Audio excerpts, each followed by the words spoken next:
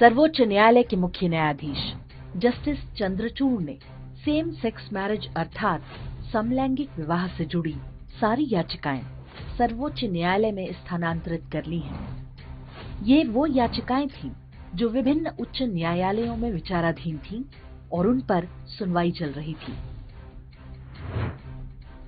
और ये दूसरा समाचार भी उसी दिन का है। अमेरिका के हार्वर्ड लॉ स्कूल ने जस्टिस चंद्रचूड़ को ग्लोबल लीडरशिप अवार्ड से सम्मानित किया है।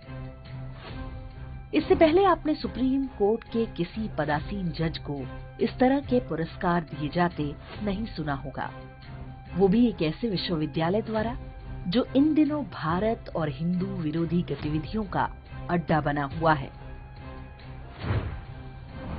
समलैंगिक विवाहों का विषय सुप्रीम कोर्ट में ट्रांसफर करना हो या चीफ जस्टिस का हार्वर्ड यूनिवर्सिटी से पुरस्कृत होना, वैसे तो इन दोनों ही समाचारों में कोई सीधा संबंध नहीं है, लेकिन इन दोनों के बीच जो छिपा हुआ गठबंधन है उसे समझना देश के लिए आवश्यक है।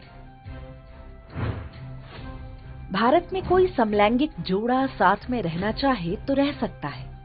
घर के अंदर वो क्या करते हैं इससे किसी का कोई लेना देना नहीं, लेकिन उनके संबंध को विवाह की परिभाषा में लाना एक अत्यंत संवेदनशील सामाजिक विषय है। समाज और परिवार के ढांचे पर इसका बहुत गहरा प्रभाव पड़ सकता है। इससे एक तरह की अराजकता की स्थिति पैदा हो सकती है। सामान्य रूप से समाजों में कोई भी बदलाव व्यापक चर्चा और समय के साथ ही होते हैं, किंतु सुप्रीम कोर्ट ने जिस तरह से इन याचिकाओं को अपने पास स्थानांतरित करके एक तरह से प्राथमिकता के आधार पर सुनवाई की पहल की है, उससे कई तरह के संदेह पैदा होते हैं। क्या वास्तव में समलैंगिक विवाह इतना जरूरी विषय है कि इस पर तत्काल सुनवाई होनी चाहिए, वो भी सीधे सुप्रीम कोर्ट में?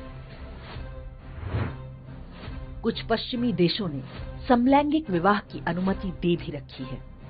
उन देशों के लिए ये सहज है क्योंकि वहां के समाजों में विवाह का आधार अलग है। भारतीय समाज में विवाह एक पवित्र बंधन के रूप में देखा जाता है। विवाह का एक उद्देश्य संतानोत्पत्ति होता है, जिसके आधार पर परिवार और समाज चलते हैं। क्या ये आवश्यक है कि भारत पश्चिमी देशों में हो रही हर बात की नकल करे? ये बदलाव भी सामाजिक स्तर पर नहीं बल्कि न्यायपालिका द्वारा डंडे के जोर पर थोपे जाएं? क्या एक लोकतांत्रिक पारंपरिक समाज इस तानाशाही व्यवहार को कभी स्वीकार कर सकता है?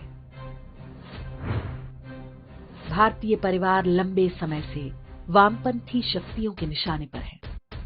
वो जानते हैं कि भारत को एक राष्ट्र के रूप में अशक्त करने के लिए परिवारों को तोड़ना आवश्यक है। इसी अभियान के अंतर्गत सर्वोच्च न्यायालय के माध्यम से कुछ विचित्र बदलाव एक के बाद एक थोपे जा रहे हैं।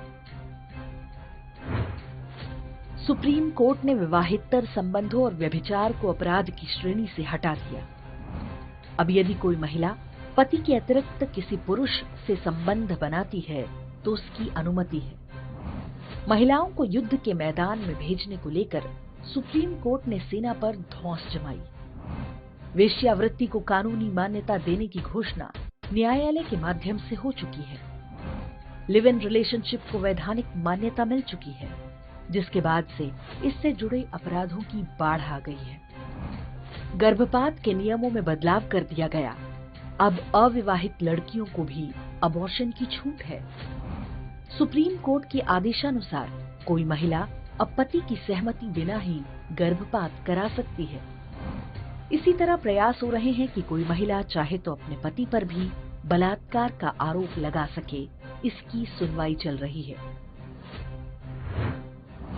ध्यान देने वाली बात है कि सर्वोच्च न्यायालय के माध्यम से ये सारे बदलाव पिछले 4-5 वर्षों में थोपे गए हैं। समाज पर इनके दुष्परिणाम दिखाई देने आरंभ भी हो गए हैं। ध्यान से देखें तो पता चलता है कि भारतीय न्यायपालिका यौन स्वच्छंदता को बढ़ावा दे रही है। एक ओर परिवार तोड़ने के प्रयास हैं तो दूसरी ओर खुलकर वेश्यावृत्ति को बढ़ावा दिया जा रहा है। इसके परिणाम स्वरूप अगली पीढ़ी कैसी तैयार होगी, कैसा समाज और कैसा राष्ट्र बनेगा, इसकी कल्पना आप स्वयं कर सकते हैं। विदेशों से पढ़कर आने वाले जज अपने पश्चिमी एजेंडे को बलपूर्वक लागू करने में जुटे हैं। इनमें से कई निर्णयों के पीछे जस्टिस चंद्रचूड़ का हाथ रहा है, जो स्वयं हार्वर्ड से पढ़कर आए हैं। अपने निर्णयों में वो खुलेआम पश्चिमी मार्क्सवादियों का कथन कोट करते हैं। जो निर्णय भारत के पारंपरिक समाज पर लागू होने हैं, उनमें जनता द्वारा चुनी सरकार की सहमति असहमति की उन्हें रत्ती भर भी चिंता नहीं होती। ये एक तरह की तानाशाही है, जिसके आगे भारत की सरकार और समाज लाचार है। पानी अब सिर के ऊपर जा चुका है। सरकारों का काम केवल सड़क और पुल बनाना नहीं है। यदि न्यायपालिका के माध्यम से वामपंथ का वायरस समाज को संक्रमित कर रहा है, तो उसे रोकना भी सरकार का ही उत्तरदायित्व है। न्यायपालिका के सम्मान और अवमानना के भय से चुप रहने के दिन अब गए। सरकार को न्यायपालिका को उसकी लक्ष्मण रेखा याद दिलानी होगी और समाज को इसमें उसका साथ देना होगा।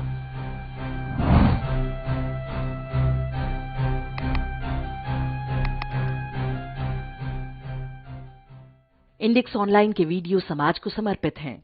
आप इनको डाउनलोड करके जैसे चाहे वैसे प्रयोग कर सकते हैं। चाहे तो आप हमारे टेलीग्राम चैनल से जुड़ सकते हैं। वहां सारे नए पुराने वीडियो आपको मिल जाएंगे। हमारे सोशल मीडिया लिंक हर वीडियो के डिस्क्रिप्शन में होते हैं। हमारा एकमात्र उद्देश्य हिंदू समाज को जागृत और एकजुट करना है। इसमें सहभागी बने। धन्यवाद।